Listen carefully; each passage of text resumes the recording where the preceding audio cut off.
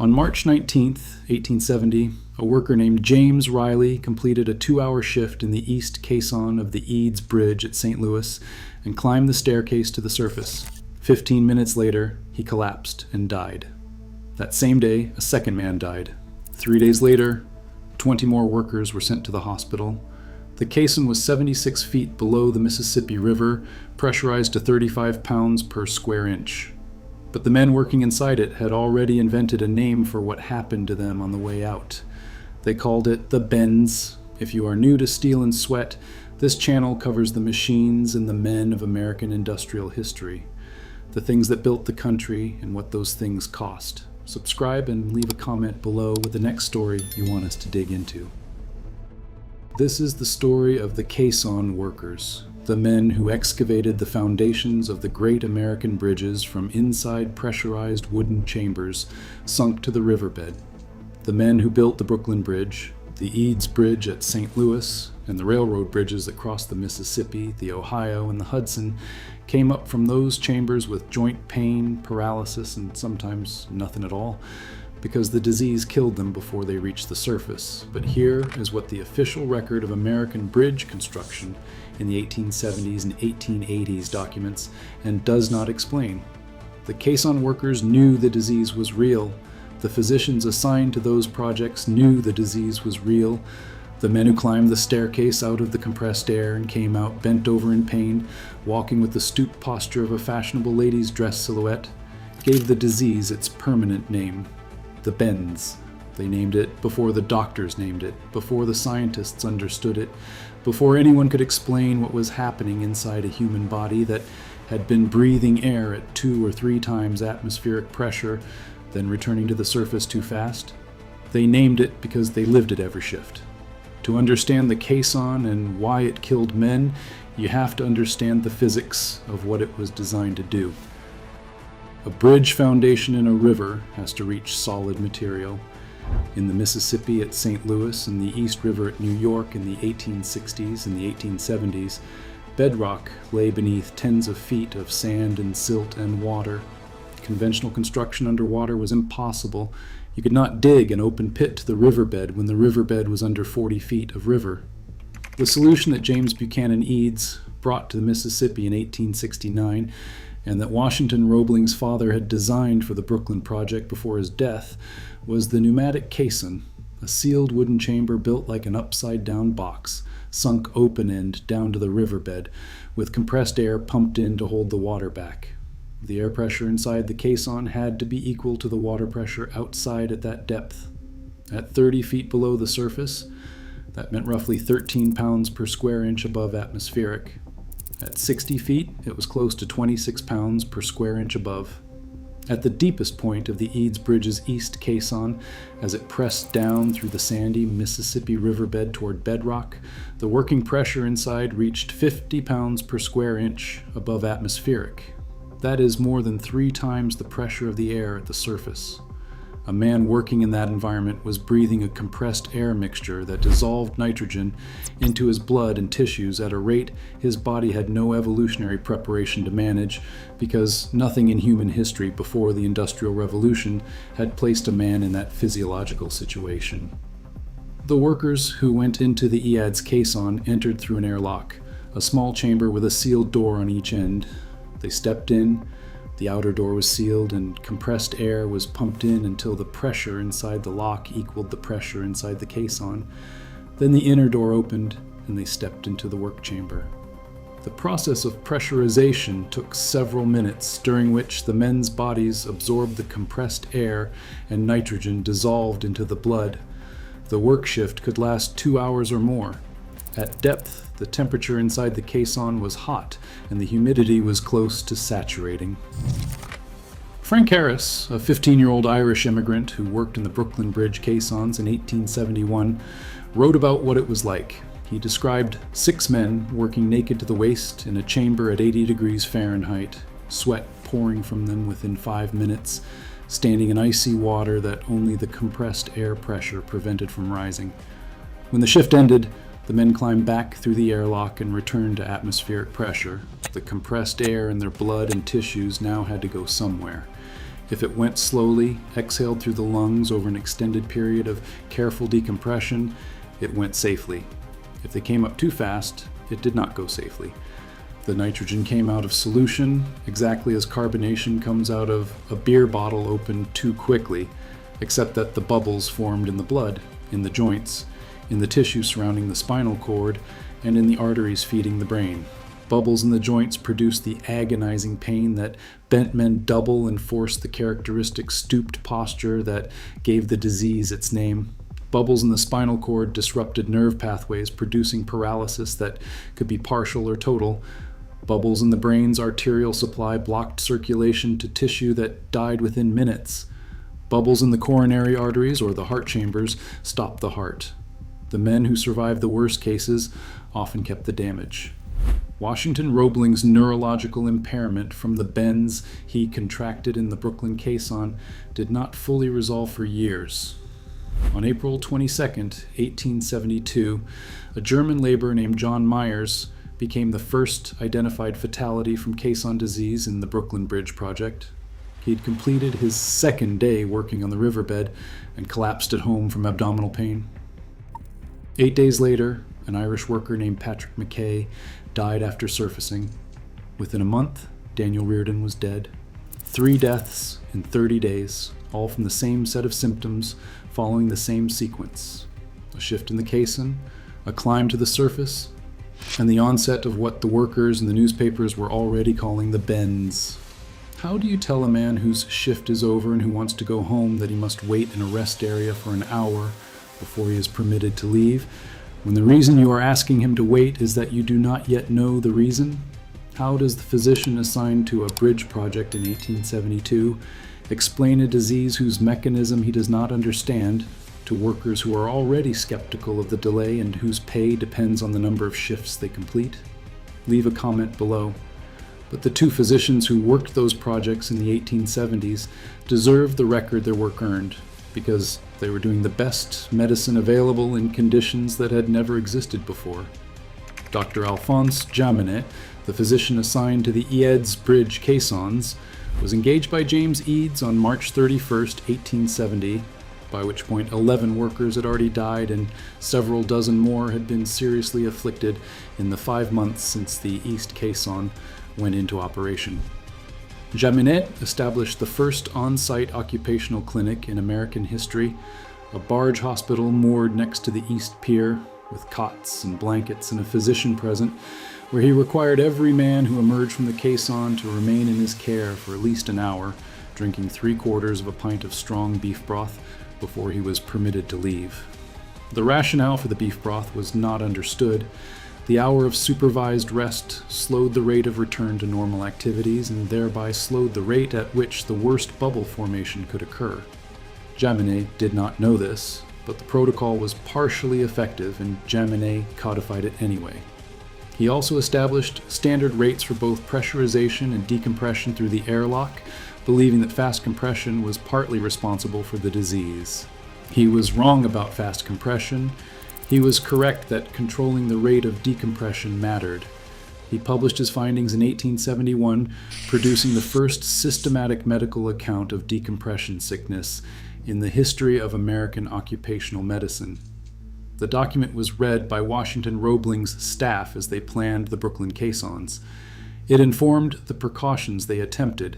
It did not prevent the disease from recurring, but it established the clinical baseline from which every subsequent compressed air physician would work, and Jaminet's protocol of supervised rest and controlled decompression became the model for every project that followed.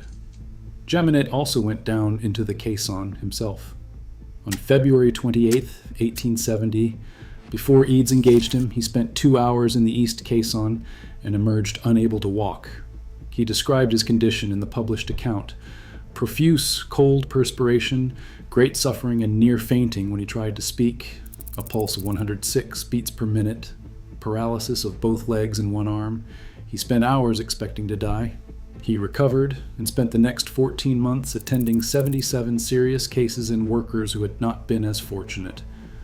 Of those 77, the Eads Bridge project produced 15 deaths total and 2 workers permanently disabled before the caissons were sealed. But the Brooklyn Bridge project had barely begun when the Eads caissons were finishing, and it would go deeper, use larger caissons than anything built before, and produce a physician's report that established the term that still appears in the medical literature today. The Brooklyn Bridge's 2 caissons were each more than twice the size of the Eads caissons. The Brooklyn side caisson covered roughly 16,000 square feet of riverbed and employed an estimated 2,500 different workers over the course of its operation in 3 shifts daily across a 6-day work week.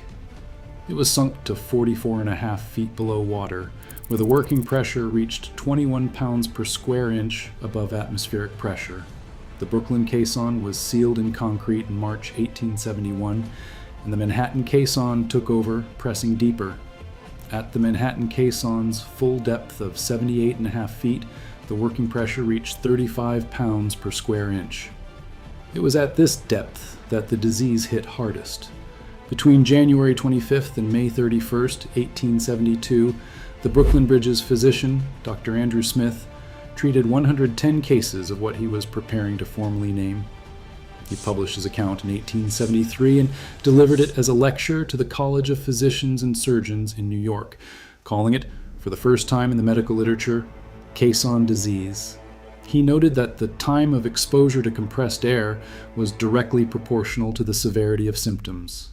He noted that most of the serious cases were overweight men, a finding that would later support the understanding that body fat retains more dissolved nitrogen than lean tissue. He observed that workers' heart rates increased dramatically upon compression, attributing this to elevated carbon dioxide from the gas lamps burning in the sealed chamber. He administered morphine and atropine to the afflicted. He had nothing that actually worked. If you are finding this history as important as anything we have covered on this channel, go ahead and hit subscribe right now and leave a comment below with the next story you want to see. Washington Roebling, the chief engineer of the Brooklyn Bridge, went into the caissons repeatedly to inspect the work and boost the morale of the men below. To encourage workers to stay at depth when the disease was making the work frightening, he insisted on staying in the caissons longer than anyone else. In 1871, he was brought to the surface unconscious. He survived, but the neurological damage from the bends he contracted in the Brooklyn caisson never fully resolved. He spent months writing detailed instructions for completing the bridge in case he died. He was too weak for sustained conversation. He could only watch the construction progress through a telescope from the window of his apartment in Brooklyn Heights. There, his wife, Emily Roebling, took over the field operations. He could no longer perform, spending the next 11 years as the working interface between her husband's engineering judgment and the bridge site below. In 1883, Washington Roebling watched from that window as Emily accompanied President Chester Arthur across the completed bridge on its opening day. He had directed the final 12 years of construction from his sick room. Emily, Roebling's role in the completion of the Brooklyn Bridge is documented in the correspondence between her husband and the bridge's trustees. She supervised the day-to-day operations of the project, managed the relationship between Roebling's engineering judgment and the contractors on site, and represented the chief engineer in every capacity he could no longer perform. She was the working interface between a man disabled by caisson disease and the bridge he had committed to finish. The Brooklyn Bridge was opened on May 24, 1883, 13 years after construction began. The men who died in the caissons were primarily immigrants. German and Irish workers made up the largest groups in both the Eads and Brooklyn caisson crews. They were drawn to the work by wages higher than those available in unskilled labor, because caisson work was understood even then to carry a premium for the conditions. The premium was not accompanied by any protections, because no protections were known. Jaminet screened job applicants and rejected those he classified as intemperate, believing that alcohol consumption increased susceptibility. He was identifying men with poor general health as higher risk and was partially correct. But the disease was not caused by intemperance, and men who drank moderately and worked at 50 pounds per square inch still accumulated nitrogen at the same physiological rate as everyone else in the chamber. What does it cost a man's body to breathe compressed air at 50 pounds per square inch for 2 hours, then return to the open air? A man who went down into the Eads Caisson in 1870 had received more nitrogen loading than anyone had ever systematically studied in a human subject, and the only guidance available to him when he emerged was the barge physician's instruction to rest, drink beef broth, and hope. The disease was understood scientifically before it was controlled industrially. In 1878, a French scientist named Paul Bert published the definitive experimental proof that nitrogen bubbles in the blood and tissues were the cause of decompression sickness in a work called La Pression Barométrique. Bert had conducted controlled experiments on animals, subjecting them to high pressure and varying the rate of decompression. Slow decompression produced no bubbles and no symptoms. But when decompression was rapid, the nitrogen came out of solution as bubbles, and the bubbles killed. The mechanism was now known. The solution was now known. The knowledge existed in 1878, 7 years after Jaminet's first report from the Mississippi riverbed, 5 years after Smith named the disease at the Brooklyn Bridge. It existed in published scientific literature available to every engineer and project physician working on American bridge foundations and tunnel bores in the years that followed. But the solution required building into every compressed air project a systematic protocol for slow decompression that cost time, and time in a caisson project was money, and money was what determined how long workers spent in the airlock on the way out. In 1889, an engineer named E.W. Moyer installed the first recompression chamber, a medical lock, at the construction of the Hudson River Tunnel in New York. A recompression chamber allowed workers who developed symptoms to be placed back under pressure, slowing the bubble formation in their blood and allowing the nitrogen to dissolve back into solution and be exhaled safely over a controlled period. Before Moir installed the medical lock, the death rate from caisson disease at the Hudson Tunnel was 25%. After it, 2 men died out of the next 120 cases. The treatment worked completely. It required only that the project be willing to absorb the cost and the time. Moore did not publish his results until 1896, 7 years of demonstrable results unpublished, while other projects continued building without it. But the compressed air labor regulations that eventually controlled the exposure times, decompression rates, and medical monitoring requirements for caisson workers were not in place across American construction projects through the 1880s and the 1890s. State labor bureaus began documenting caisson accident rates and publishing recommendations through the early 1900s. The federal government's Bureau of Mines and Bureau of Labor Statistics included compressed air work in their industrial hazard surveys during the first decade of the 20th century. Regulations requiring slow decompression schedules and on-site medical facilities for compressed air workers came incrementally, driven not by a single dramatic legislative action, but by the accumulation of death counts in state labor bureau records and the advocacy of occupational physicians who had read Jaminet and Smith and Burt and were watching the same disease recur in every new tunnel and bridge foundation project. Britain's Compressed Air Act, governing decompression schedules, came into force in 1908. American state-level compressed air regulations followed through the early 20th century. 30 years of bridge foundations and tunnel bores were built on a disease whose mechanism was understood and a treatment that worked, and whose application had simply not been required. Sandhog is the name American construction workers gave to the men who worked underground and underwater in compressed air. The caisson workers, the tunnel workers, the men who excavated the riverbed foundations that the bridges stand on. The name stuck, and it is still in use. The sandhog unions that organized these workers through the early 20th century pushed the hardest for the decompression regulations because the unions knew what the disease cost, not only in deaths during construction, but in the avascular necrosis, the bone death caused by chronic nitrogen bubble damage that the surviving caisson workers carried in their hips and knees and shoulders for the rest of their lives after the project was sealed. A man who worked 6 months in a deep caisson in the 1870s and did not die on the way out might spend the next 20 years losing the use of his joints in ways that his physician could not connect to the caisson work without a framework that did not yet exist. Dysbaric osteonecrosis, the bone death caused by chronic nitrogen bubble injury to the arterial blood supply of the joints, was documented in compressed air workers through the early 20th century. It produced joint destruction that began years after the last shift underground and was nearly impossible to prove against a specific project or employer. The Brooklyn Bridge has been the subject of more documentary, narrative, and historical attention than almost any structure in American history. Washington Roebling's story, Emily Roebling's story, John Roebling's death at the start of the project, the engineering innovations, the record-breaking span, these are in the record in extraordinary detail. The names John Myers, Patrick McKay, and Daniel Reardon, the first three men identified as dying from the bends in the Brooklyn Caisson, are in the Brooklyn Eagle's coverage from 1872. They are also in the physician's report that Andrew Smith published in 1873.